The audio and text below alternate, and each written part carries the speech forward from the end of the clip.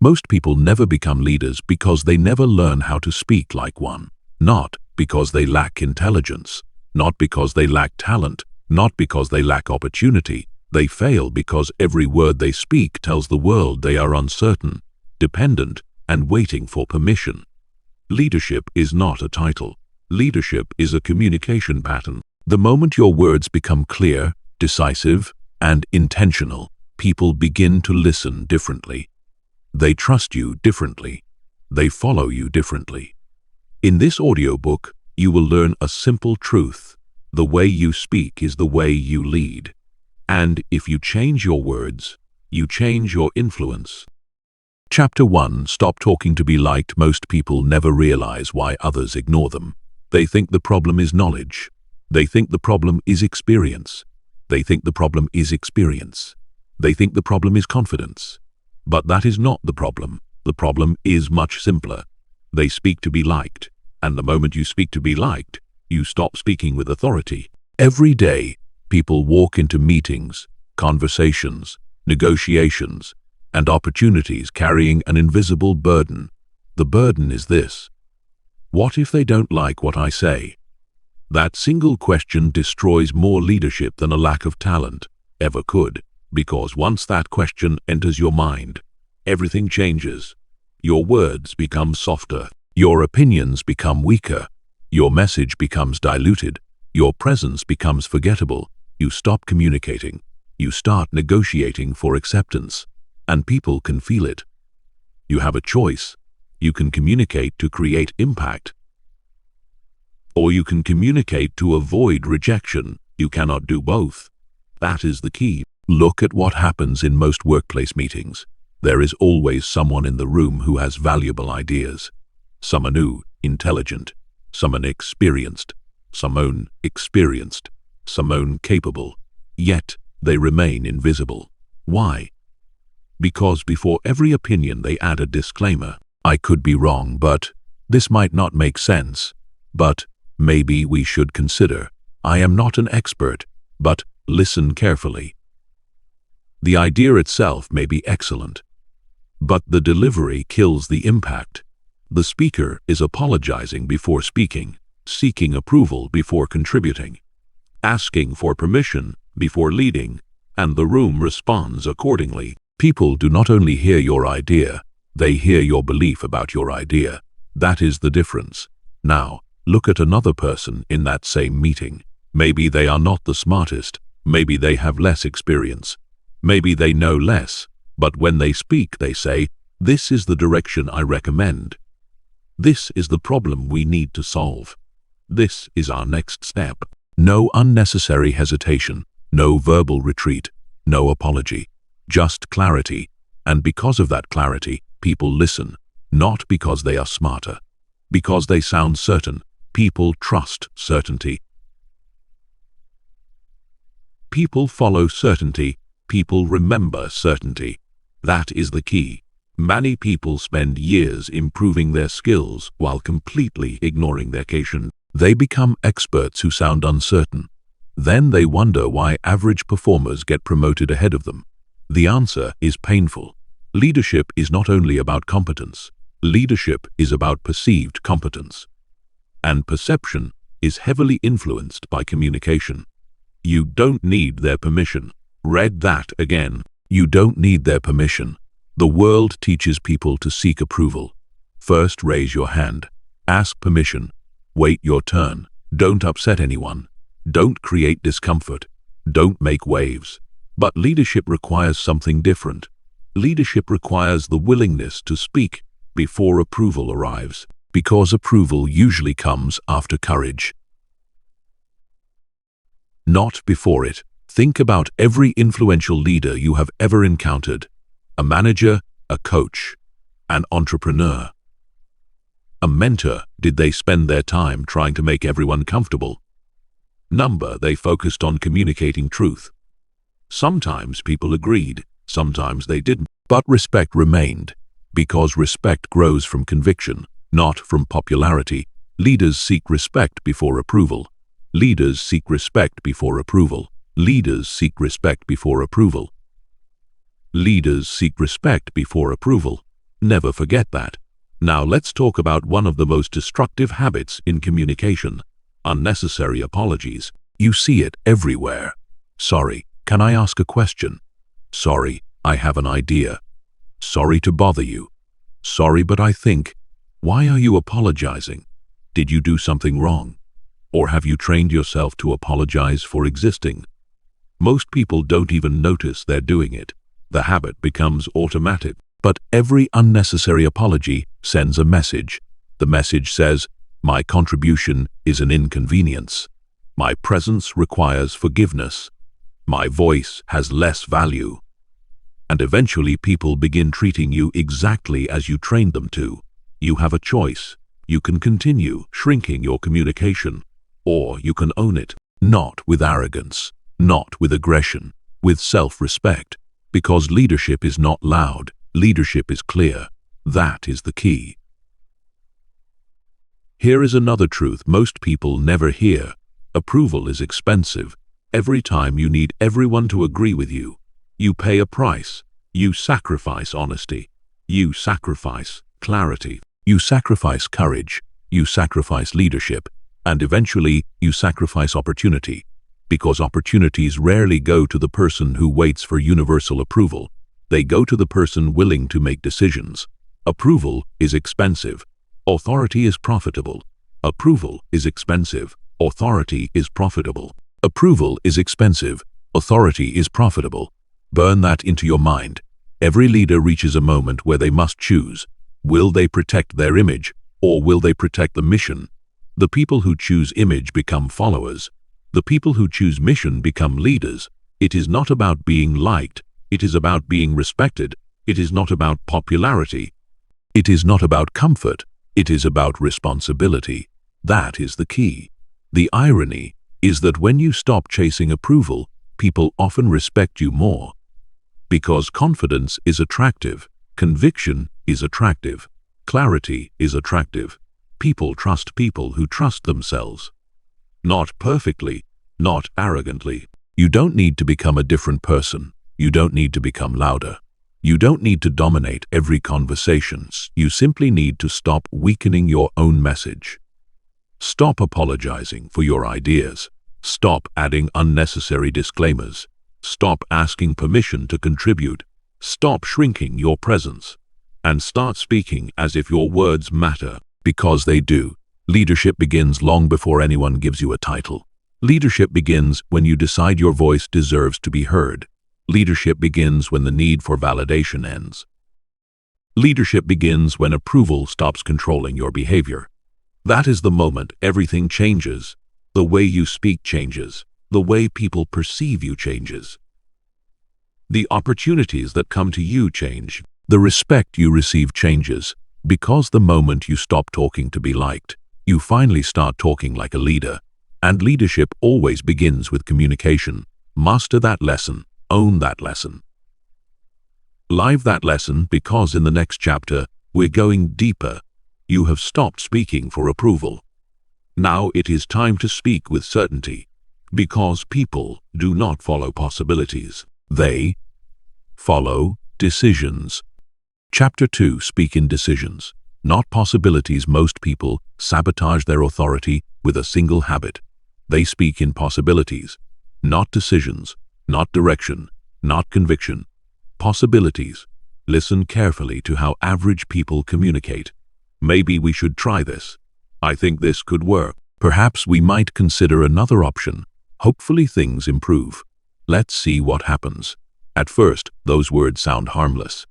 They sound polite. They sound safe. But leadership is not built on safe language. Leadership is built on clear language. Because every word sends a signal. And uncertain words create uncertain leaders. That is the key. People do not follow people who sound lost. People follow people who sound directed. Think about a pilot speaking before takeoff. Imagine if the pilot stepped onto the intercom and said, "Hopefully we get to our destination. Maybe we'll arrive on time. I think we're heading in the right direction." You would panic. Why? Because uncertainty creates anxiety. Clarity creates confidence. The same principle applies to leadership. whether you are leading a team, a family, a business, or simply your own life. People want direction. They want confidence. They want clarity. You have a choice. You can sound like someone reacting to life, or you can sound like someone directing it. That is the key. Now understand something important. Speaking in decisions does not mean pretending to know everything. It does not mean becoming arrogant. It does not mean refusing feedback. Real leaders don't know everything, but they understand something critical. People need confidence more than perfection. When a leader says, "This is our next step," that doesn't mean the step is guaranteed to succeed. It means someone has accepted responsibility for movement, and movement creates momentum. Momentum creates belief. Belief creates results. That is the key. Look at any successful organization. When problems appear, people naturally become uncertain. Doubts emerge. Fear emerges. Everyone starts looking around the room. And in that moment, influence shifts toward the person who provides direction, not because they're always right. Because they're willing to decide, most people underestimate how powerful this is. They think leadership is about intelligence. Leadership is often about decisiveness. You don't need their permission. You don't need permission to make a recommendation. You don't need permission to provide direction. You don't need permission to communicate clearly. The world rewards people who take responsibility, and responsibility begins with decisions. Let's look at a common workplace example. A project is behind schedule. The team is frustrated. Everyone knows there is a problem, but nobody wants to commit. One person says, "Maybe we should explore some alternatives." Another says, "Perhaps we need to evaluate our options." A third says, "I think there might be some opportunities." The conversation goes nowhere. Everyone is talking, nobody is leading. Then one person speaks. "We need to simplify the project, eliminate unnecessary tasks, and focus on the deadline." Suddenly the room changes. Notice what happened. The leader didn't create certainty. The leader created direction, and direction is what people crave. That is the key. Direction reduces confusion. Direction reduces anxiety. Direction creates action. Without direction, people drift. With direction, people move. Most people spend their lives drifting because they never learn to speak decisively. They wait, they hesitate, they overthink, they delay, and eventually they convince themselves that caution is wisdom. But caution is not always wisdom. Sometimes caution is fear wearing a disguise. Sometimes hesitation is insecurity pretending to be intelligence. You have a choice. You can spend your life preparing to act. Or you can act. You can spend your life discussing possibilities. Or you can make decisions. That is the difference. The language you use every day reveals your mindset. Pay attention to your words. How often do you say, "I'll try," "I hope," "Maybe," "We'll see," "Let's wait"? Those phrases seem small, but repeated thousands of times, they shape your identity. Because language becomes behavior. Behavior becomes character. Character becomes destiny. That is the key. Instead of saying, "I'll try," say, "I'll do it." Instead of saying, "I hope I can," say, "I will find a way." Instead of saying, "Maybe," say, "My recommendation is." Notice the difference. One communicates uncertainty. The other communicates ownership. Leadership lives in ownership. Not excuses, not possibilities. Ownership. Think about great coaches. Think about military commanders. Think about successful entrepreneurs. During moments of pressure, they do not say, they say, "This is what we're going to do." Again, that doesn't guarantee success, but it creates movement, and movement beats paralysis every single time. That is the key. Many people believe confidence comes before action. They are wrong. Confidence often comes after action. The decision comes first. The certainty follows later. Waiting to feel completely confident before speaking decisively is a trap. You will wait forever. Every leader has made decisions while uncertain.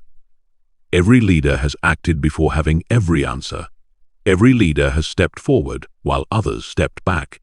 That is why they became leaders.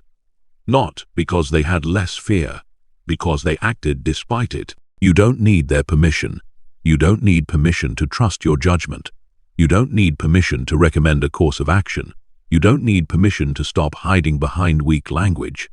The world is full of talented people trapped behind hesitant communication.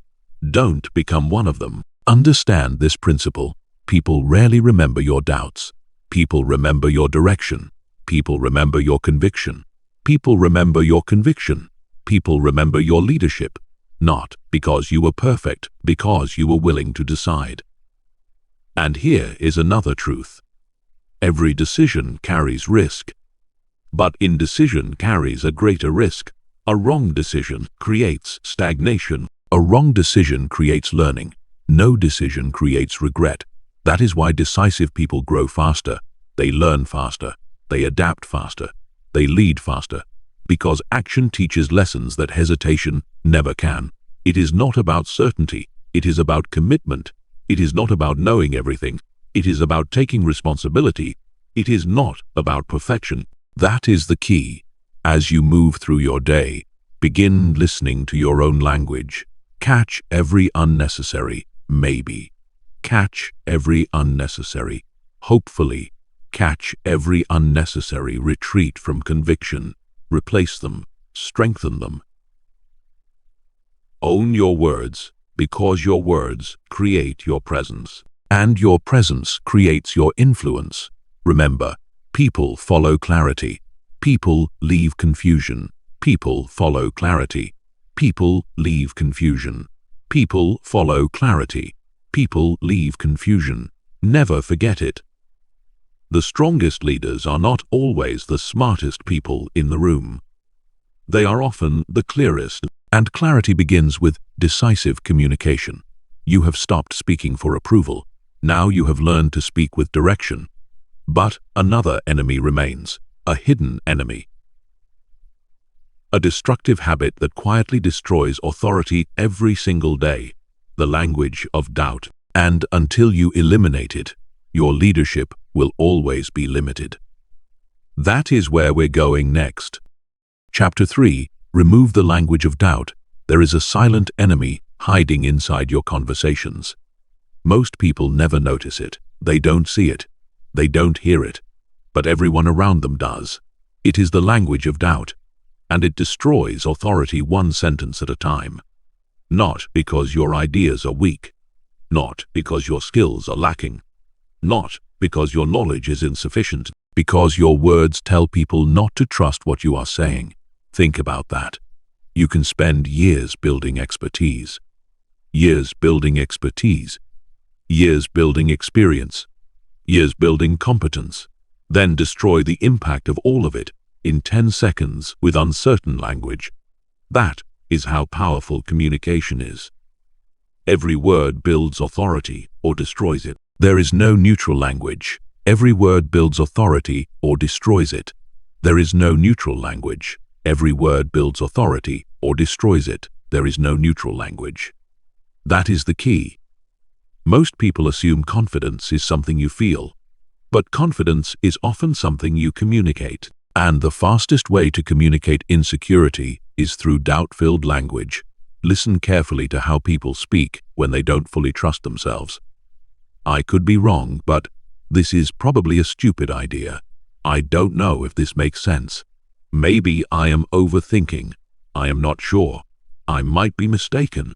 Notice what happens. Before the idea even arrives, the speaker attacks it. Before anyone can challenge the thought, the speaker weakens it.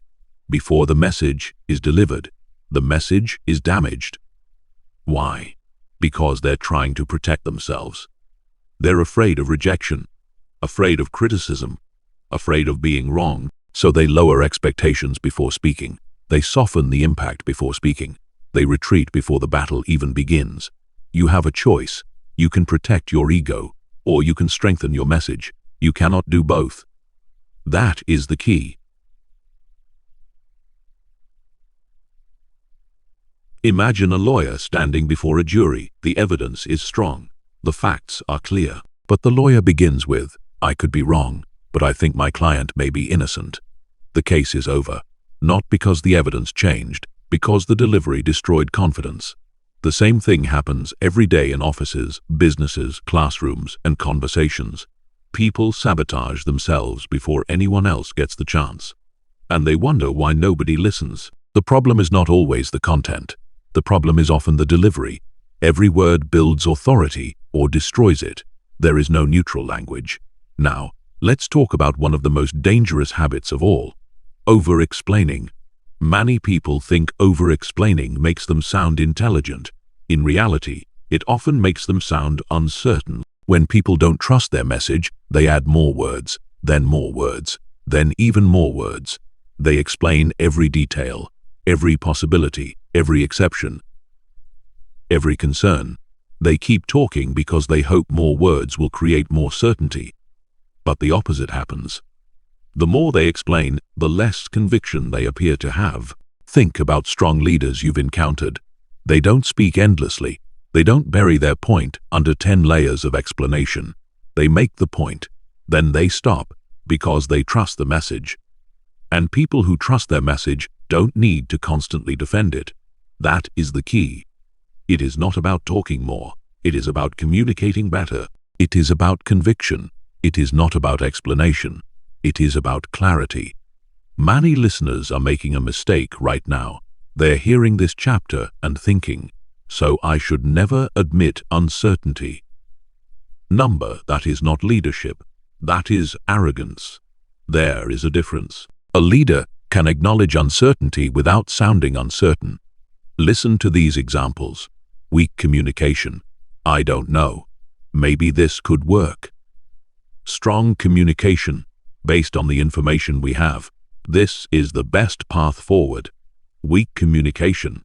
"I am not sure, but I think we should do this." Strong communication. "My recommendation is that we do this." Notice the difference. The leader is not pretending to have perfect knowledge. The leader is communicating confidence in judgment. That is what people follow, not perfection. Judgment, that is the key. Another form of doubt appears through nervous laughter. You see it everywhere. Someone shares an idea, then they laugh.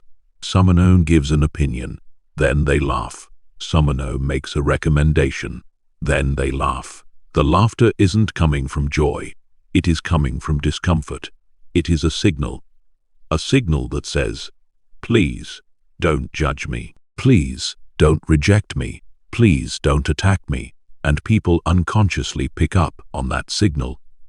The words may sound confident, but the behavior communicates doubt. Leadership requires alignment. Your words must align with your voice. Your voice must align with your behavior. Your behavior must align with your message. Anything else creates confusion, and people leave confusion. Remember that people follow clarity. People leave confusion.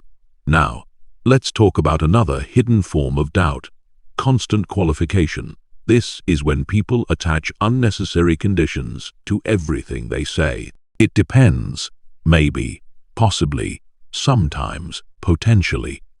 Of course, life contains uncertainty, but some people hide behind uncertainty because they're afraid to take a position. They never commit.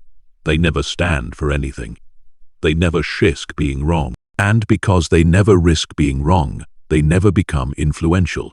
You have a choice. You can avoid mistakes, or you can lead, because leadership requires commitment, not recklessness. Commitment. That is the key. Look at any respected leader. They make statements. They take positions. They express opinions. Sometimes they are wrong, but they are respected because they are willing to stand somewhere. Meanwhile, the person hiding behind endless qualifications becomes invisible, not because they lack intelligence, because they lack commitment, and commitment is visible. People can hear it. People can feel it. People can trust it. Leadership is not the absence of mistakes. Leadership is the willingness to move despite uncertainty. That is the difference. You don't need their permission. You don't need permission to express a clear opinion. You don't need permission to recommend a course of action. You don't need permission to sound confident. Too many people are waiting for external validation, waiting for credentials, waiting for titles, waiting for approval, waiting for certainty. And while they wait, opportunities pass them by. The leader understands something different. The leader understands that confidence grows through action, not before action. That is why decisive communication matters. That is why strong language matters. That is why eliminating doubt matters. Every word builds authority or destroys it. There is no neutral language. As you move through your day, begin auditing your speech. Pay attention. Listen to yourself. Catch the phrases that weaken your authority. Catch the disclaimers. Catch the apologies. Catch the nervous laughter. Catch the retreating language. Then replace it. Not with arrogance, with conviction. Not with ego, with clarity. Not with clarity. Not with certainty about everything. With confidence in your judgment. That is the discipline. And leadership is discipline. Remember that it is not about talent. It is about discipline. It is not about personality. It is about discipline. It is not about natural charisma. It is about discipline. That is the key. The strongest leaders are not always born confident. They become confident because they learn to trust their voice. And trust begins with language. When you remove the language of doubt, people hear your message differently. They see you differently. They respond to you differently. Because authority is not something you demand. Authority is something you communicate. Master that lesson. Live that lesson, because words alone are not enough. The way you deliver those words matters just as much. And one of the greatest tools of powerful communication is something most people fear: silence. Most people rush to fill every pause. Leaders know better. Leaders understand that silence creates weight. Leaders understand that silence creates presence. Leaders understand that silence creates power, and that is exactly where we're going next. Chapter 4. Pause like your words matter. Most people are terrified of silence. Not failure, not criticism, not rejection, silence. The moment a conversation becomes quiet, they rush to fill the space. They add more words, more explanations, more justifications, more noise. They speak faster. They interrupt themselves. They talk over others. They keep talking long after their point has already been made, and in doing so, they destroy the power of their message. Because powerful communication is not just about what you say. It is about what you allow to remain unsaid. That is the key. Think about the most influential people you have ever heard speak. A great leader, a great speaker, a respected executive, a trusted mentor. They all understand something that most people never learn. Silence is not empty. Silence is communication. A pause sends a message. A pause creates anticipation. A pause creates authority. A pause creates control. Yet most people run from silence because silence exposes insecurity. When someone doesn't trust their words, they compensate with quantity. When someone trusts their words, they allow them to land. That is the difference. You have a choice. You can flood every conversation with noise, or you can give your words room to breathe. That is the key. Imagine two people delivering the exact same message. The first person says, "I think we need to make some changes because things aren't really working, and there are several issues, and maybe we should look at a few options." The words never land. They rush by. The listener barely has time to process them. Now imagine the second person. "We need to make changes." Pause. The current approach is not working. Pause. Here is what we're going to do. Pause. Feel the difference. The words haven't become smarter. The speaker hasn't become more knowledgeable. The power comes from the delivery. The pause creates weight. The pause creates attention. The pause creates authority. That is the key. Many people believe leadership communication is about saying more. In reality, leadership communication is often about saying less. The average communicator thinks, "If I keep talking, people will understand. The leader thinks, if I pause. That is a completely different mindset, because communication is not measured by how many words leave your mouth. Communication is measured by how many words stay in someone else's mind. And people remember words that have space around them, not words buried beneath endless noise. Think about a courtroom. A skilled attorney doesn't rush through the most important point. A skilled attorney makes the point, then stops. Why? Because silence forces attention. The jury leans in. The room focuses. The message gains power. The same principle applies everywhere. Business meetings, sales conversations, negotiations, interviews, leadership. Silence is not weakness. Silence is control. Silence is not weakness. Silence is control. Silence is not weakness. Silence is control. Remember that. Most people have spent years training themselves to fear pauses. The moment silence appears, anxiety appears. They assume silence means failure. They assume silence means awkwardness. They assume silence means they have lost control. The truth is exactly the opposite. The person who controls silence usually controls the conversation. That is the key. Watch what happens during difficult conversations. Someone asks a challenging question. An insecure communicator reacts immediately. Words start pouring out. Defenses emerge. Explanations emerge. Excuses emerge. The reaction is automatic. The goal is not clarity. The goal is escaping discomfort. But leaders do something different. They pause, not because they don't know the answer, because they refuse to let emotions make decisions. That pause creates space, space to think, space to evaluate, space to respond instead of react. And that single habit separates professionals from amateurs. You have a choice. You can react, or you can respond. You can panic, or you can pause. You can surrender control, or you can maintain control. That is the key. Consider a negotiation. One person makes an offer. The other person immediately begins talking, explaining, defending, justifying. They reveal everything, and in doing so, they weaken their position. Now consider the experienced negotiator. The offer is presented, and they simply pause. Silence. A few seconds, nothing more. That silence creates pressure. That silence gathers information. That silence communicates confidence. Why? Because confident people are comfortable with silence. Insecure people rush to escape it. That is the difference. Silence is one of the clearest signals of self-control. Think about that. When you constantly fill every gap with words, what are you communicating? Often, you are communicating nervousness. You are communicating uncertainty. You are communicating the need to be accepted. But when you pause, you communicate something else. You communicate composure. You communicate patience. You communicate confidence. And people trust confidence, not loud confidence. Controlled confidence. That is the key. Another mistake people make is speaking too quickly. Fast speech often comes from internal pressure. Pressure to prove. Pressure to impress. Pressure to avoid judgment. Pressure to gain approval. But leadership is not rushed. Leadership is deliberate. Leadership is measured.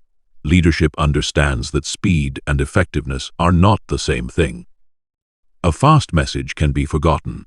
A deliberate message can be remembered for years. That is why great communicators control their pace. They don't allow anxiety to dictate their delivery. They don't race through important points. They let the message breathe. They let people think. They let silence do part of the work. Silence is not weakness. Silence is control. Never forget that. Now let's discuss one of the greatest misconceptions about powerful communication. Many people think authority comes from talking more than everyone else. It doesn't. Authority often comes from speaking less. The loudest voice in the room is rarely the most influential. The most influential voice is often the most intentional. Every sentence serves a purpose. Every word has direction. Every pause has meaning.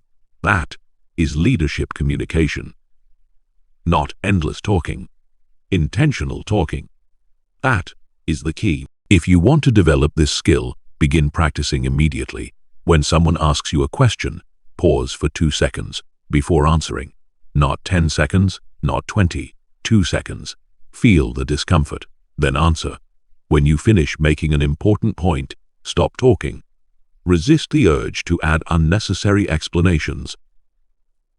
Allow the point to stand. Allow the silence to work. When emotions rise, slow down, pause, think, then respond. These small actions create massive changes over time. Because leadership is built through habits, not isolated moments. Habit after habit, conversation after conversation, decision after decision. That is how authority is developed. You don't need their permission. You don't need permission to slow down. You don't need permission to think before speaking. You don't need permission to stop filling every silence. The people around you may continue rushing. They may continue rambling. They may continue talking endlessly. Let them. You are learning a different skill. You are learning control. And control. The strongest leaders understand a truth that most people miss. Words create impact. Silence multiplies impact. Words deliver the message. Silence delivers the weight. Words communicate information. Silence communicates confidence. That is the difference. As you move through your day, become aware of your relationship with silence. Do you fear it? Do you run from it? Do you fill it automatically? Or can you sit comfortably inside it? Because your answer reveals more about your confidence than you may realize. The leader is not the person who speaks the fastest. The leader is not the person who speaks the most. The leader is the person who remains composed while everyone else rushes. The leader is the person who stays calm while others become frantic. The leader is the person who understands that every word matters, and people who understand that their words matter are never afraid to pause. Master silence, master pacing, master control. Because communication is not just about what leaves your mouth, it is about the emotional state behind the words. And there is another habit that instantly reveals insecurity, a habit that causes people to surrender authority every day without realizing it. They explain too much. They justify too much. They defend themselves too much. They cannot simply make a decision and stand behind it. And until that changes, true leadership remains out of reach. That is where we're going next. Chapter 5. Stop explaining yourself. One of the fastest ways to lose authority is to explain yourself too much. Not communicate, not clarify, not educate. Explain. There is a difference. And most people don't know where that line exists. They believe that if they keep talking, people will understand them. If they keep explaining, people will agree with them. If they keep defending themselves. But the opposite often happens. The more you explain, the less they believe. The more you explain, the less they believe. The more you explain, the more you explain, the less they believe. That is the key. Think about how insecure people communicate. They make a decision, then they immediately start justifying it. They give reasons, then more reasons. They defend every angle, address every objection. Answer questions nobody asked. And after 5 minutes of talking, they have weakened their own position. Not because the decision was wrong, because the endless explanation communicated uncertainty. People trust conviction. People question hesitation. That is human nature. Imagine a manager speaking to their team. The manager says, "We're changing our strategy." Simple, clear, direct. Now imagine another manager.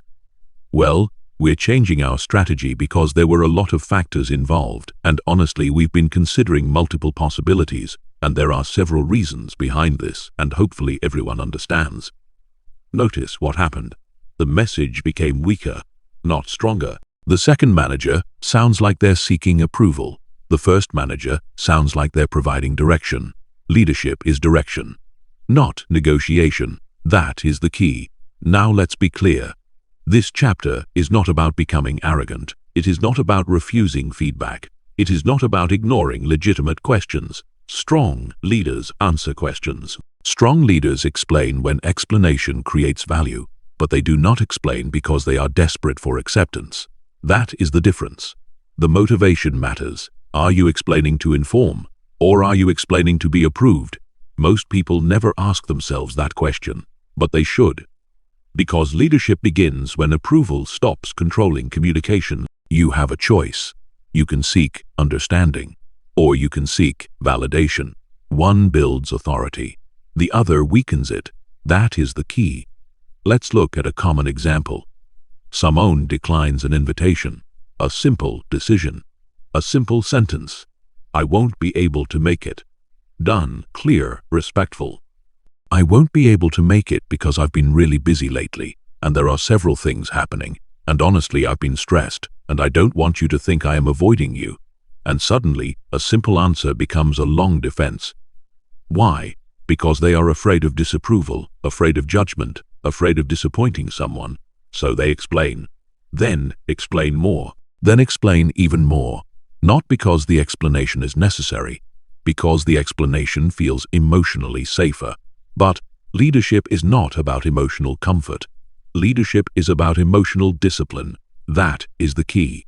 Think about powerful people, people you respect, people whose decisions carry weight. Do they spend their lives defending every choice? Number, they make decisions. They communicate decisions. Then they move forward. That doesn't mean they are rude. That doesn't mean they lack empathy. It means they understand a critical truth. Not everyone needs an explanation. Not every decision requires a defense. Not every action requires approval. You don't need their permission. You don't need permission to set boundaries. You don't need permission to make decisions. You don't need permission to say no. And you certainly don't need permission to trust your judgment. Most people spend years trapped in a cycle of self-justification. They explain because they fear conflict. They explain because they fear criticism. They explain because they fear misunderstanding. But here is what they fail to understand. The more desperate you are to eliminate criticism, the more authority you surrender. Because leadership is not the absence of criticism. Leadership is the ability to move despite criticism. That is the difference. Look at successful leaders throughout history. Every one of them faced disagreement. Every one of them faced opposition. Every one of them faced criticism.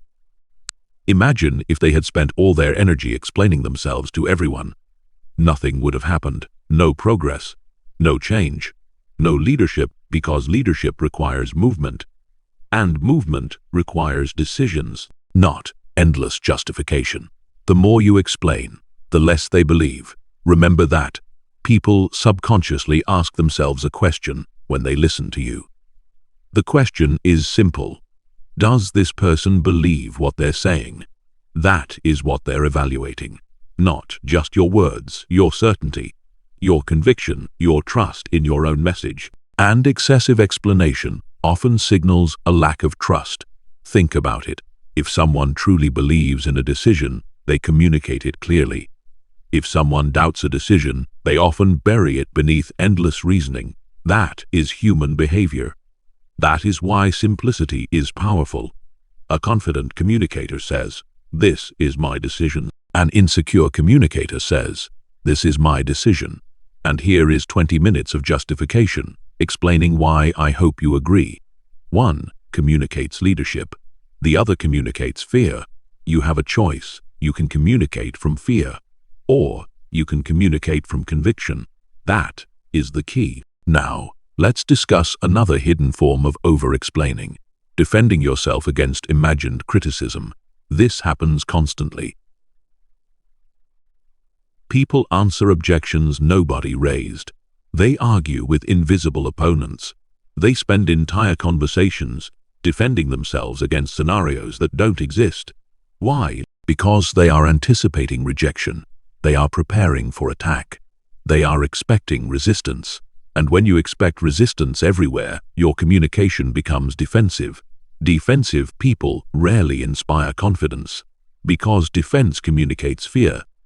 Leadership communicates stability. That is the difference. The strongest leaders understand something important. They do not feel obligated to explain their existence.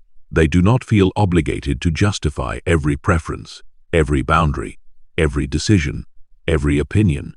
They understand that maturity includes accepting disagreement, not eliminating it.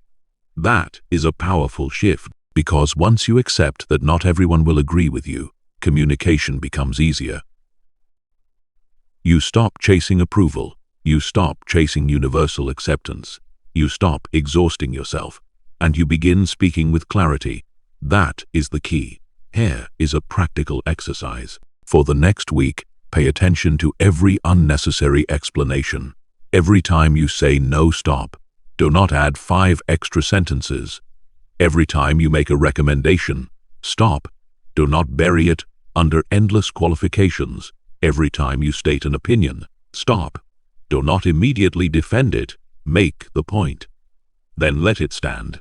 This will feel uncomfortable, very uncomfortable, because many people have spent years using explanations as emotional protection.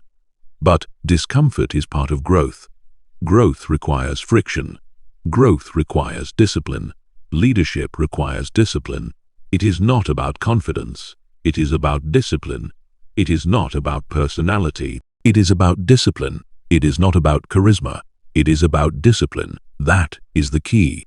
Over time, something remarkable begins to happen. Your words become stronger. Your communication becomes cleaner. Your presence becomes more noticeable. People stop hearing desperation. They start hearing conviction. People stop hearing insecurity. They start hearing leadership, because authority is often found in what you choose not to say. Think about that. Sometimes the strongest sentence is the shortest sentence. Sometimes the strongest answer is the simplest answer. Sometimes the strongest communication is a decision followed by silence. That is leadership, not endless definition, not endless justification. You don't need their permission. You don't need everyone to agree. You don't need everyone to approve. You don't need everyone to understand every detail. You need clarity. You need conviction. You need discipline. And those qualities become visible the moment you stop explaining yourself unnecessarily. Master that lesson, because leadership communication is not only about your words, it is also about your emotional state. People can hear your emotions long before they analyze your message, and if your emotions are controlling your communication, your influence will always be limited. The next level of leadership requires something deeper: control. Not control over other people. Control over yourself. Control over your reactions. Control over your emotions. Control over your presence. Because the person who controls their emotions controls the room. And that is exactly where we're going next. Chapter 6. Control the emotional temperature. Every room has a temperature. Not a physical temperature, an emotional temperature. You have felt it before. You walk into a meeting and tension fills the air. You enter a conversation and anxiety is everywhere. You join a team and frustration spreads from person to person. Nobody says a word. Yet, because emotions are contagious, confidence spreads, fear spreads, calm spreads, panic spreads, and leadership is largely the ability to control which emotion spreads. That is the key. Most people believe leadership is about controlling situations. It isn't. The greatest leaders first learn to control themselves. Because if you cannot control your influence, think about what happens when pressure appears. A deadline gets missed. A customer complains. A crisis emerges. A mistake is discovered. Immediately emotions begin to rise. Voices become louder. Decisions become rushed. Blame begins. Fear begins. And in that moment, everyone in the room is looking for one thing: stability, not perfection. Stability, that is the key. The person who remains calm becomes the center of gravity. The person who remains composed becomes the source of confidence. The person who remains disciplined becomes the leader, not because they have all the answers, because they have control over their emotional state. And emotional control is one of the rarest skills in the world. You have a choice. You can react to emotions, or you can manage them. You can amplify chaos, or you can reduce it. You can become part of the problem, or part of the solution. That is the key. Most people react automatically. Something happens. Emotion appears. Reaction follows. No pause, no reflection, no discipline. Just reaction. Someone criticizes them. They become defensive. Someone challenges them. They become angry. Someone disagrees with them. They become emotional. Someone creates pressure. They become overwhelmed. And then they wonder why people don't trust their leadership. The answer is simple. People do not trust unstable leadership. People trust emotional consistency. Think about a pilot during turbulence. Imagine severe turbulence begins. The plane shakes. Passengers become nervous. Then, the pilot's voice comes over the speaker, and the pilot sounds terrified. The passengers panic instantly. Why? Because emotional states transfer. Now imagine a different pilot. The turbulence is identical. The situation is unchanged, but the voice is calm, measured, controlled, confident. Immediately the passengers feel safer. The facts did not change. The emotional leadership changed. That is the key. Leadership is emotional management, not emotional suppression. Management. There is a difference. Some people hear this and think leadership means becoming emotionless. Wrong.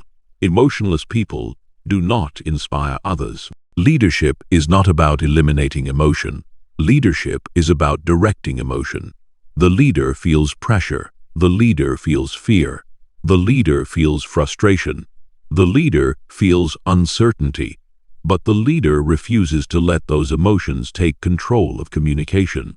That is discipline, and leadership is discipline. Remember that. It is not about talent. It is about discipline. It is not about personality. It is about discipline. It is not about natural confidence. It is about discipline. That is the key. Let's talk about one of the most damaging habits in communication: emotional leakage. This happens when people allow temporary emotions to dictate permanent decisions. They send angry emails. They make emotional statements. They lash out. They react impulsively. Then later they regret it. Why? Because emotions are temporary, but consequences are often permanent. A leader understands this. A leader knows that just because you feel something does not mean you must express it immediately.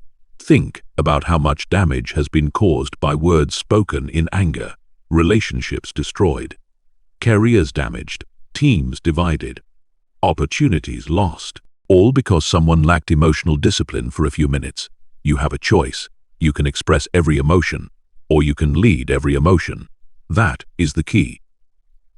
One of the most powerful communication habits you can develop is the pause between feeling and responding. That pause changes everything. Someone insults you. Pause. Someone criticizes you. Pause. Someone challenges you. Pause. Someone creates pressure. Pause. Why? Because reactions come from emotion. Responses come from leadership. And the difference between reaction and response often lasts only a few seconds. Those few seconds can change the outcome of an entire conversation. That is the key. The strongest leaders are not necessarily the smartest people in the room. They are often the calmest. While others panic, they think. While others complain, they assess. While others react, they respond. This creates trust because people naturally move toward stability. Imagine two managers facing the same crisis. The first manager starts blaming everyone, raising their voice, expressing frustration, creating fear. The second manager says, "Let's understand the problem. Pause. Let's identify the solution. Pause. Let's move forward." Which leader would you trust? The answer is obvious. Because calm creates confidence, and confidence creates followership. That is the key. Calm is contagious. Panic is contagious. Choose carefully. Calm is contagious. Panic is contagious. Choose carefully. Calm is contagious. Panic is contagious. Choose carefully. Never forget that. Every day you are transferring emotional energy to the people around you. The question is, what are you transferring? Confidence or anxiety, clarity or confusion, discipline or emotional chaos? Because whatever you consistently communicate becomes your reputation. People begin to expect it, trust it, depend on it, or avoid it. That is why emotional control matters so much. Your reputation is not built during easy moments. Your reputation is built during difficult moments. Anyon can appear confident when everything is going well. Anyon can appear calm when there is no pressure. Leadership reveals itself when pressure arrives. That is the test. Not comfort, pressure. Not convenience, pressure. Not certainty, pressure. That is the key. Now, let's discuss another mistake people make. They confuse emotional intensity with leadership. They think being louder means being stronger. They think being aggressive means being powerful. They think dominating conversations means being influential. But influence rarely comes from emotional force. Influence comes from emotional control. The loudest person in the room often appears powerful. The calmest person in the room often is powerful. That distinction changes everything, because people respect control. Control communicates strength. Anyon can lose control. Anyon can explode. Anyon can panic. Discipline is harder. And people recognize that. You don't need their permission. You don't need permission to remain calm. You don't need permission to slow down. You don't need permission to think before speaking. You don't need permission to refuse emotional chaos. The world rewards emotional discipline far more than emotional intensity. Most people never learn that lesson, but leaders do. That is why leaders often appear different. Not because they experience fewer emotions, because they manage them differently. And emotional management begins with awareness. Start paying attention. What triggers you? What situations create emotional reactions? What comments immediately pull you off balance? What challenges cause you to lose composure? Awareness creates control. Without awareness, there can be no discipline. Without discipline, there can be no leadership. That is the key. The next time pressure appears, remember this chapter. Remember that everyone else is watching. Not just your words, your energy, your presence, your emotional state. People are asking themselves a question. Can I trust this person under pressure? Your behavior answers that question. Not your intentions, not your promises, your behavior.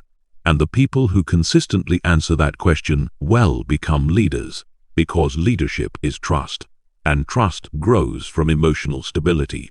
Master this skill. Practice it daily. Develop it relentlessly. Because the person who controls the emotional temperature controls the environment. The person who controls the environment controls influence. And influence is the foundation of leadership. You have learned to stop seeking approval. You have learned to speak decisively. You have learned to remove doubt. You have learned to use silence. You have learned to stop over-explaining. And now you have learned to control your emotions. But there is another communication skill that separates average communicators from exceptional leaders. A skill that most people completely misunderstand. They believe leadership is about having all the answers. They are wrong. Leadership is often about asking the right questions, because the person asking the questions is often the person directing the conversation. And that is exactly where we're going next. Chapter 7. Ask better questions. Most people think leadership is about having the right answers. They spend years trying to sound intelligent, trying to appear knowledgeable, trying to prove how much they know, and in the process, they miss one of the most important truths about influence. The strongest leaders are not obsessed with answers. They are obsessed with questions. That is the key. Think about it. Who controls most conversations? The person talking the most? Not necessarily. The person with the strongest opinion, not always. The person asking the questions, almost always. Because questions create direction, questions create focus, questions create movement. Questions determine where attention goes. And attention is power. That is the key. Most people enter conversations with one goal: to express their opinion, to demonstrate their intelligence. But leaders enter conversations differently. They enter with curiosity. They enter with intention. They enter with intention. Because questions reveal information, and information creates leverage. You have a choice. You can spend your conversations trying to impress people, or you can spend your conversations trying to understand people. One, the other creates lasting influence. That is the key. Think about a great coach. A great coach doesn't begin by delivering a lecture. A great coach asks questions. What is working? What is not working? What is holding you back? What outcome do you want? Why? Because questions uncover reality, and reality is where solutions live. The same principle applies to leadership. If you don't understand people, you cannot lead people. And understanding begins with questions. Most communication problems exist because people assume instead of asking. They assume what others think. They assume what others want. They assume what others need. They assume what others fear. And those assumptions create mistakes. Leaders reduce assumptions by increasing questions. That is the key. Consider a manager dealing with an underperforming employee. An average manager immediately starts giving advice, giving instructions, giving criticism. A great leader starts somewhere else. With questions. What support do you need? What do you think is causing this issue? Notice the difference. The leader gathers information before offering solutions. Because solutions are only effective when they address the real problem, and questions reveal the real problem.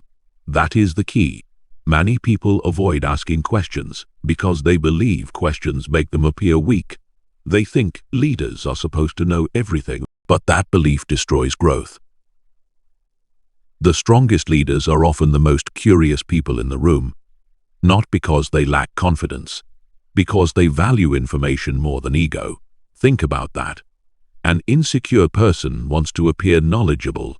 A secure person wants to become knowledgeable. Those are completely different goals, and one of them creates far more influence. You don't need their permission. You don't need permission to ask questions. You don't need permission to seek clarity. You don't need permission to admit you don't know everything. In fact, the willingness to ask intelligent questions often signals confidence, because confident people are not threatened by learning. That is the key. Now, let's discuss a mistake that destroys leadership communication: asking weak questions. Not all questions are equal. Some questions create insight. Some questions create confusion. Weak questions focus on blame. Strong questions focus on problems. Strong questions focus on progress. For example, weak question: who is responsible for this mess? Strong question: how do we solve this quickly? Weak question: why does this always happen? Strong question: what needs to change going forward? Notice the difference. One keeps people trapped in the past. The other moves people toward the future. And leadership is always future-focused. That is the key. The quality of your questions determines the quality of your leadership. Ask small questions. Receive small answers. Ask powerful questions. Receive powerful answers. This principle works everywhere. Business, relationships, parenting, sales, coaching, leadership. Questions shape outcomes. Because questions shape thinking. Think about the people who have influenced your life the most. Often, they were not the people who gave the most advice. They were the people who asked the questions that changed your perspective. Questions force reflection. Questions create awareness. Questions challenge assumptions. Questions open doors. That is why they are so powerful. Now, let's talk about another hidden advantage of questions. Questions create engagement. People love talking about themselves. They love sharing experiences. They love expressing opinions. And when you ask thoughtful questions, people feel heard. They feel respected. They feel valued. This creates connection. And connection creates influence. That is the key. Many people think influence comes from speaking brilliantly. Sometimes influence comes from listening brilliantly, because listening is rare, really listening. Not waiting for your turn to talk, not preparing your next argument, listening. Most people don't do it. They're too busy thinking about themselves. But leaders understand something different. People support people who make them feel understood, and understanding begins with listening. You have a choice. You can dominate conversations, or you can direct conversations. There is a difference. Dominating requires talking. Directing requires questions. That is the key. The person asking the questions controls the conversation. The person asking the questions controls the conversation. The person asking the questions controls the conversation. Never forget that. Think about a skilled salesperson. The professional asks questions. What are you looking for? What challenge are you trying to solve? What would success look like for you? Why? Because people buy solutions to their problems, and questions reveal those problems. The same principle applies to leadership. If you don't know what people care about, you cannot influence them effectively. Questions reveal priorities. Questions reveal fears. Questions reveal motivations. Questions reveal opportunities. That is why leaders ask, and keep asking. Another mistake people make is asking questions they already know the answer to. Not because they want information, because they want validation. That isn't curiosity, that is ego. Leadership requires genuine curiosity, a genuine desire to learn, a genuine desire to understand, a genuine desire to uncover reality. Reality is always more useful than assumptions. That is the key. Let's talk about one question that every leader should ask regularly. What am I missing? Simple, powerful, dangerous to the ego, valuable to growth. Because every leader has blind spots. Every leader has assumptions. Every leader has assumptions. Every leader has limitations. The willingness to ask that question protects you from arrogance. And arrogance destroys leadership faster than ignorance. Think about that. A person who doesn't know can learn. A person who thinks they already know often cannot. That is why curiosity remains a competitive advantage. Most people stop asking questions because they become comfortable. Leaders never stop. They stay curious. They stay open. They stay teachable. And that mindset keeps them growing. Growth creates competence. Confidence creates influence. That is the key. As you move through your day, start replacing assumptions with questions. Instead of assuming what someone means, ask. Instead of assuming what someone wants, ask. Instead of assuming you understand the problem, ask. You'll be amazed at how much better your communication becomes. You'll make fewer mistakes, build stronger relationships, and develop greater influence. Because leadership is not about proving how much you know. Leadership is about discovering what you need to know. That discovery begins with questions. The person asking the questions controls the conversation. Remember that. Master that. Use it daily. Because leadership communication is not about filling the room with words. It is about guiding attention toward what matters most. And once you know how to ask powerful questions, another challenge appears. Many people finally learn what to say, but they bury their message beneath complexity. They use too many words, too much jargon, too much confusion, and confused people rarely follow. The next level of leadership requires simplicity, because clear communication beats complicated communication every single time. And that is where we're going next. Chapter 8. Make your words simple. Most people believe complexity is a sign of intelligence. They are wrong. Complexity often hides confusion. Clarity reveals understanding. That is the key. Look around. Every day, people use complicated language to sound impressive. They use jargon, technical terms, corporate buzzwords, long explanations, endless details, and they mistake confusion for sophistication. But leadership does not reward confusion. Leadership rewards clarity, because people follow what they understand, not what they admire, not what they tolerate. not what they pretend to understand. What they understand, that is the key. Think about the greatest leaders, teachers, coaches, and communicators in history. They had the ability to take complex ideas and make them simple. Not because the ideas were simple, because their understanding was deep. The deeper your understanding, the simpler your communication becomes. The shallower your understanding, the more likely you are to hide behind complicated language. Think about that. A person who truly understands something can explain it clearly. A person who doesn't often makes it sound complicated. That is why simplicity is a leadership skill, not a communication trick.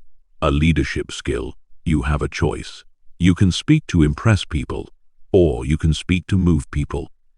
Those are not always the same thing. That is the key. Many people spend years trying to sound smart.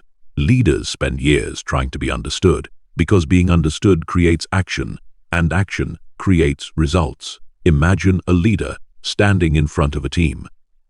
The leader says, we need to optimize cross-functional collaboration through synergistic alignment and strategic operational integration. People nod. Nobody knows what that means.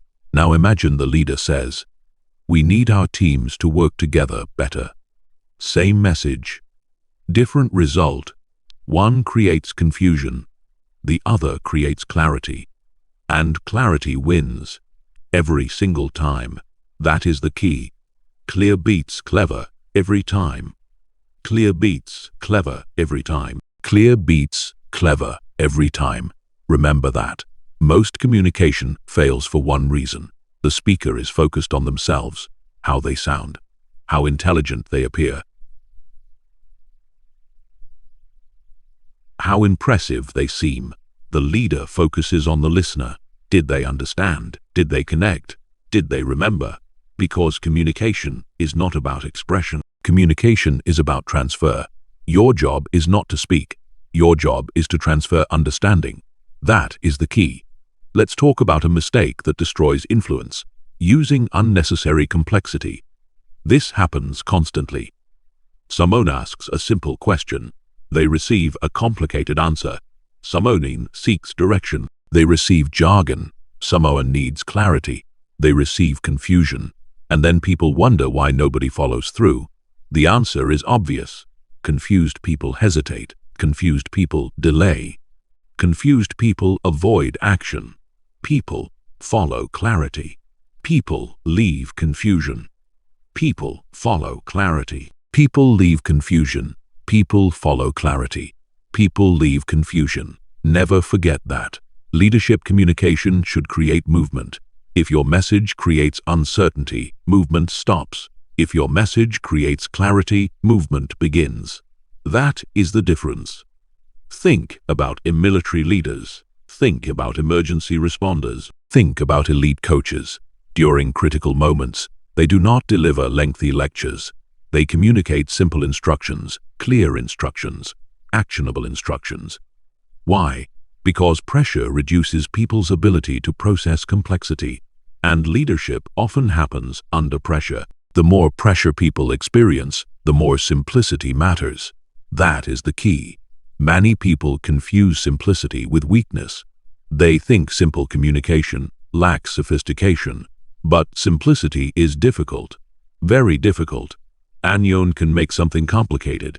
Few people can make something simple. It requires understanding. It requires discipline.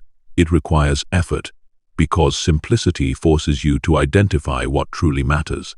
And leadership is largely the ability to identify what matters most. That is the key. Here is a useful rule. If you cannot explain it simply, you probably do not understand it deeply enough. That truth applies everywhere. Business, leadership, teaching, relationships, communication. The test of understanding is simplicity, not complexity. Imagine explaining your idea to a child. Could they understand the core concept? If not, simplify further. Then simplify again. Then simplify again. Not because people are incapable, because clarity creates power. The clearer the message, the stronger the impact. You have a choice. You can hide behind complexity, or you can embrace clarity, One protects your ego, the other strengthens your influence. That is the key. Let's discuss another form of complexity, talking too much. Many people think more words create more value. Often the opposite is true. Every unnecessary word competes with your important words. Every unnecessary sentence weakens your strongest sentence. Every unnecessary explanation dilutes your message. Strong communicators know how to edit. They remove, simplify, refine, condense because they understand something important.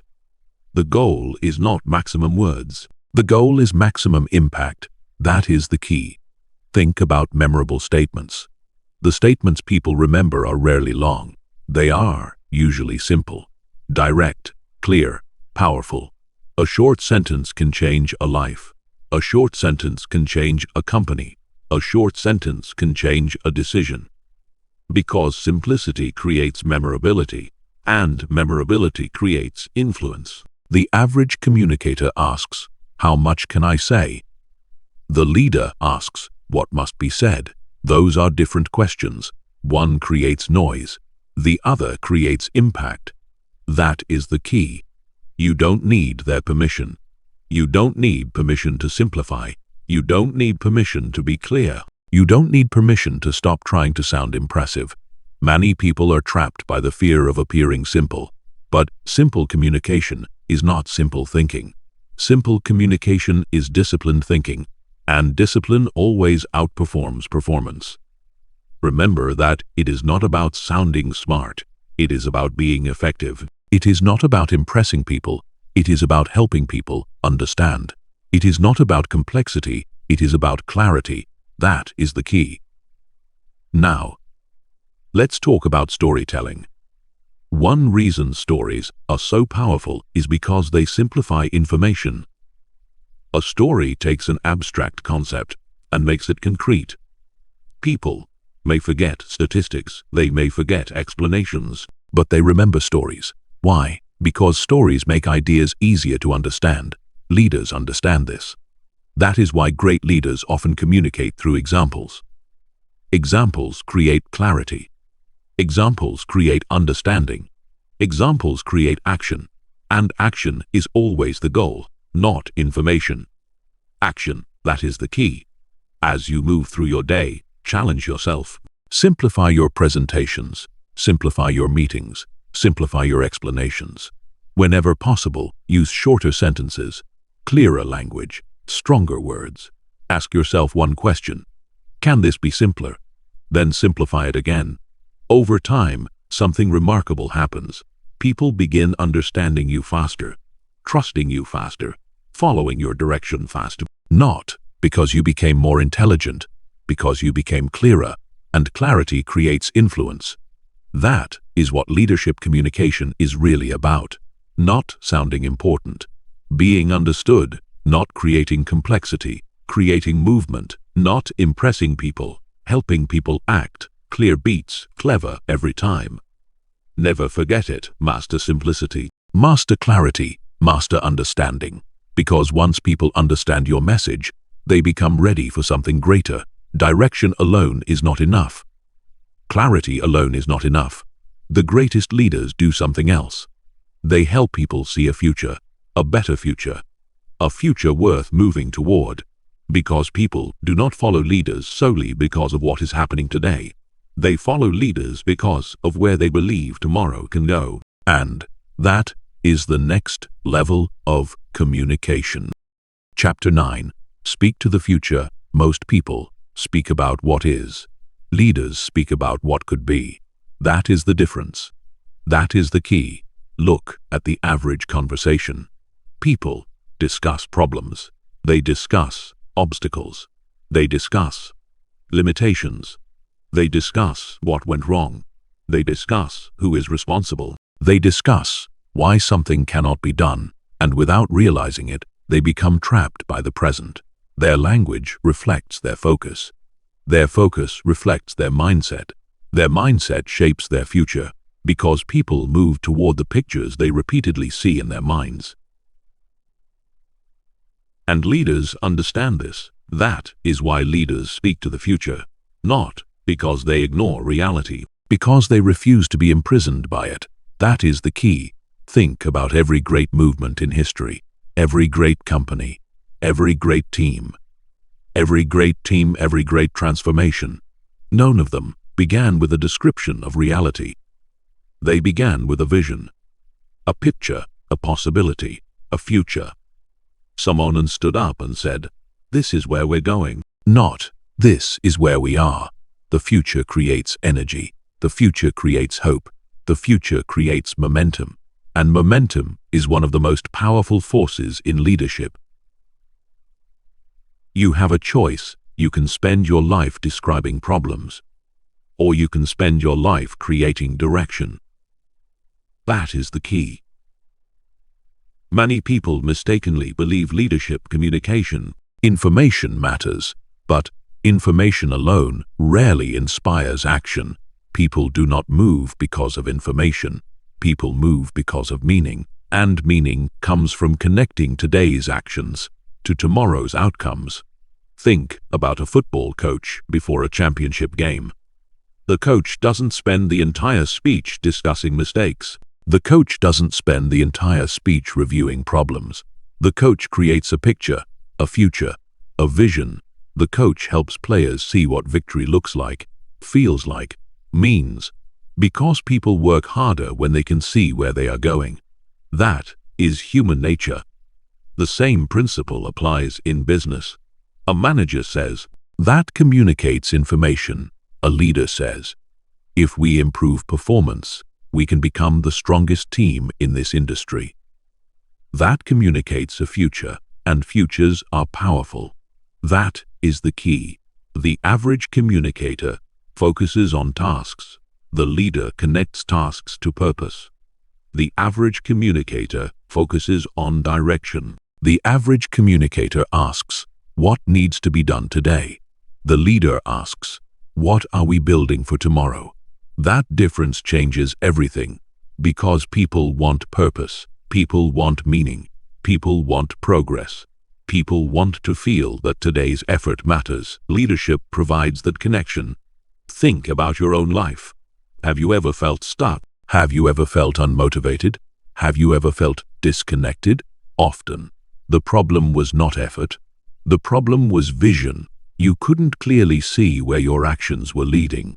And when people lose sight of the future, motivation declines, energy declines, discipline declines. That is why leaders constantly communicate vision, not once, repeatedly, because people forget. That is the key. A vision spoken once is inspiration. A vision repeated consistently becomes culture. Think about that.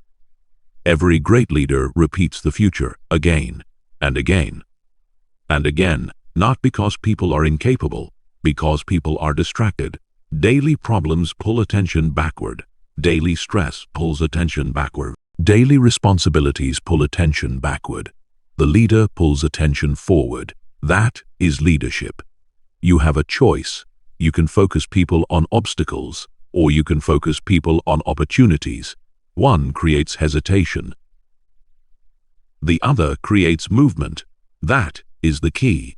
Now, let's address an important misunderstanding. Speaking to the future is not the same as ignoring reality. Some people hear vision and think fantasy. That is not leadership. Real leaders understand reality completely. They simply refuse to stop there. They acknowledge the challenge. Then they communicate the possibility.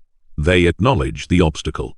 Then they communicate the path forward. They acknowledge the problem. Then they communicate the solution. Because leadership is not denial. Leadership is direction. Remember that. A leader can say, "We are behind schedule." Reality. Then immediately follow it with, "Here is how we recover." Vision. Both are necessary. But most people stop after the first sentence. Leaders continue. That is the difference. Think about a company facing financial difficulty. The average manager focuses entirely on the numbers, the losses, the problems, the setbacks. The leader acknowledges those realities, then creates a picture of recovery, a picture of progress, a picture of success. Because people need something to move toward, not just something to move away from. The future creates emotional energy. Without a compelling future, people become reactive. With a compelling future, people become proactive. That is one of the most important principles of leadership. People endure difficulty when they believe it leads somewhere meaningful. People sacrifice when they believe the outcome matters. People commit when they believe the future is worth pursuing. Your ability to communicate that future determines your ability to lead. Think about parenting. Think about coaching. Think about business. Think about relationships. The principle remains the same. People need direction. People need purpose. People need a reason to continue. And leaders provide it. That is the key. Pay attention to future-focused language. Words like, we are building, we are becoming, we are creating. We are moving toward, we will achieve. These phrases communicate momentum. They communicate progress. They communicate possibility. Compare that to language trapped in the present. This is difficult. This isn't working. This is a problem. Those statements may be true, but they create no movement. Leadership language creates movement. Because leadership language points forward. That is the difference. You don't need their permission. You don't need permission to dream bigger. You don't need permission to communicate vision. You don't need permission to believe in a better future. Too many people wait for external validation before embracing possibility. Leaders don't. Leaders create possibility through communication, and communication creates belief. That is the key belief. That is the key. Belief comes before achievement.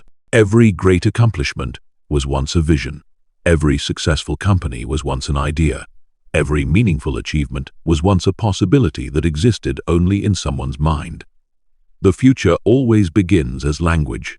Think about that. Before something becomes reality, it becomes a conversation. Before it becomes a conversation, it becomes a thought.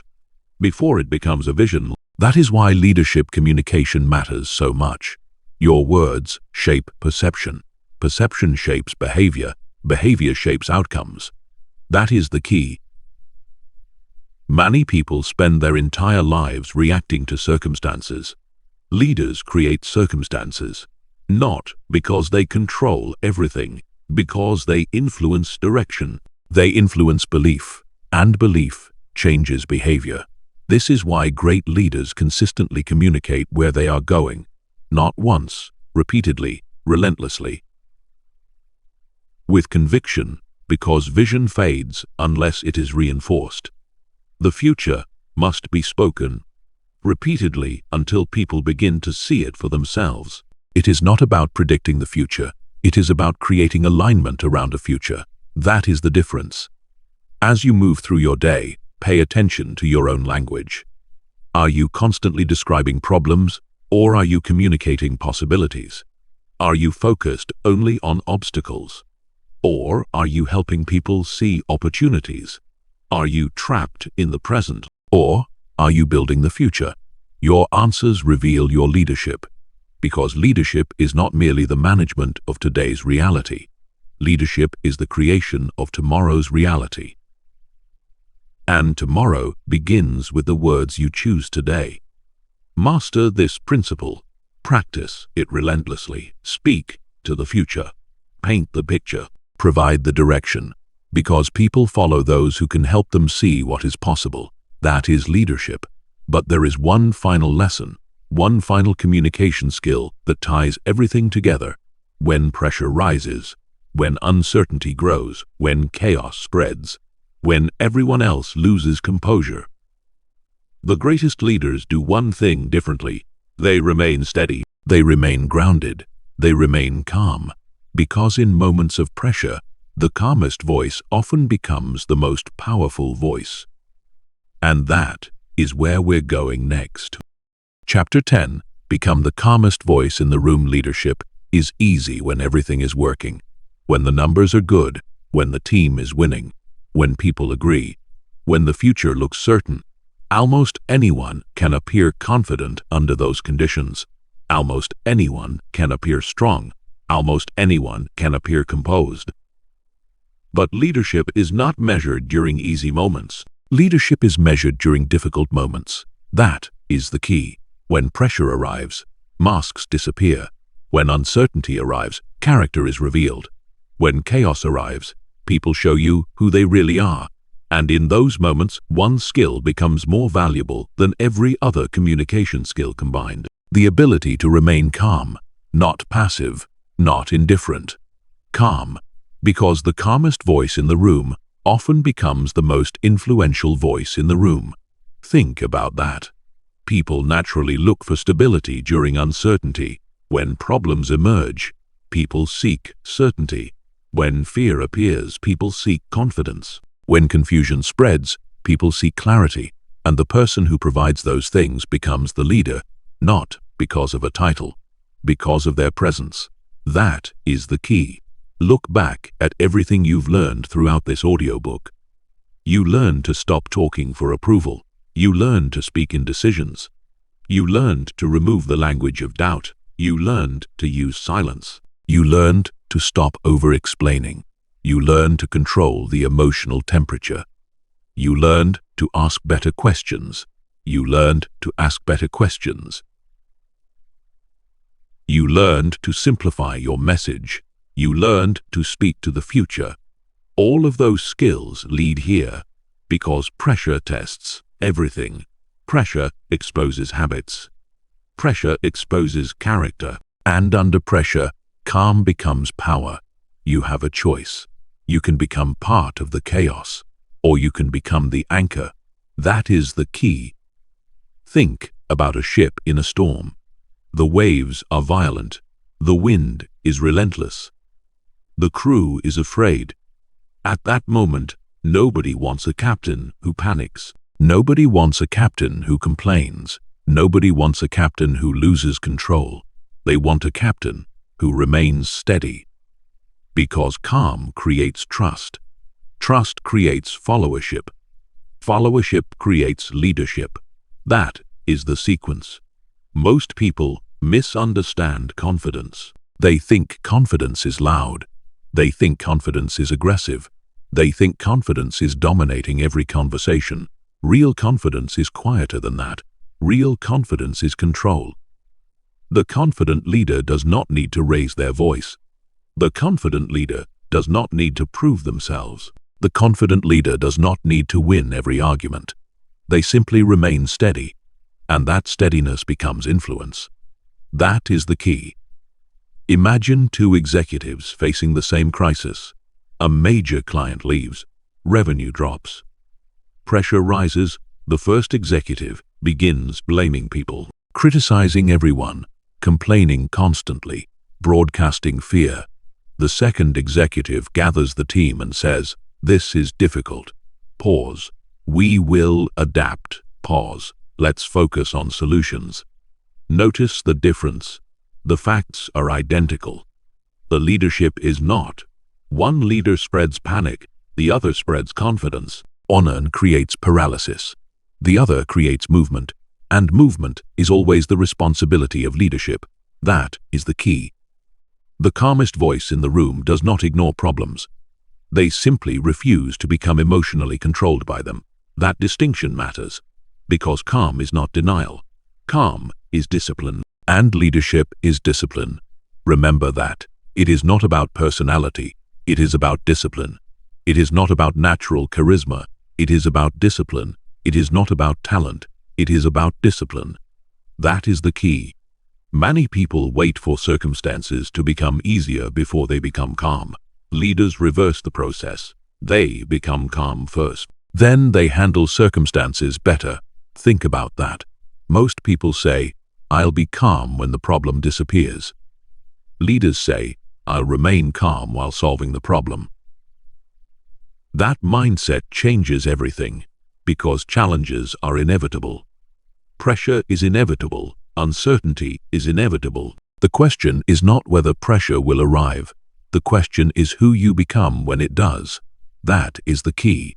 One reason calm leaders are so effective is because calm improves thinking. Fear narrows perception. Panic narrows perception. Stress narrows perception. Calm expands perception. Calm creates awareness. Calm creates clarity. Calm improves decision making. The leader who remains calm often sees opportunities others completely miss. Why? Because panic focuses attention on danger. Calm focuses attention on solutions. And leadership lives in solutions, not complaints, not excuses. Solutions, that is the key. Now let's talk about communication during conflict. Conflict reveals emotional maturity faster than almost anything else. When disagreement appears, many people become reactive. They interrupt, they defend, they attack, they escalate, and in doing so, they surrender control. The calm leader does something different. They listen, they pause, they evaluate, then they respond. Because reaction is emotional, response is intentional, and intentional communication always creates better outcomes. You have a choice. You can react, or you can respond. You can escalate, or you can stabilize. You can surrender control, or you can maintain it. That is the key. Another reason calm communication is so powerful is because it stands out. Most people are emotional. Most people are reactive. Most people allow circumstances to dictate behavior. The calm leader becomes memorable precisely because they are different. Different attracts attention. Different creates trust. Different creates influence. Think about the people you respect most. Chances are they possess a certain steadiness, a certain composure, a certain consistency. You know what to expect from them. And predictability creates trust, because trust grows when behavior remains stable under pressure. That is leadership, not perfection. Stability. The calmest voice in the room is often the most trusted voice in the room. Remember that. The calmest voice in the room is often the most trusted voice in the room. The calmest voice in the room is often the most trusted voice in the room. Never forget it. Let's make this practical. How do you become calmer? First, slow down. Pressure creates urgency. Urgency creates mistakes. Slow down. Second, breathe. Simple, powerful, effective. Most people stop breathing properly when stress rises. Leaders regulate their breathing to regulate their emotions. Third, focus on facts, not assumptions, not fears, not worst-case scenarios. Facts. Facts create clarity.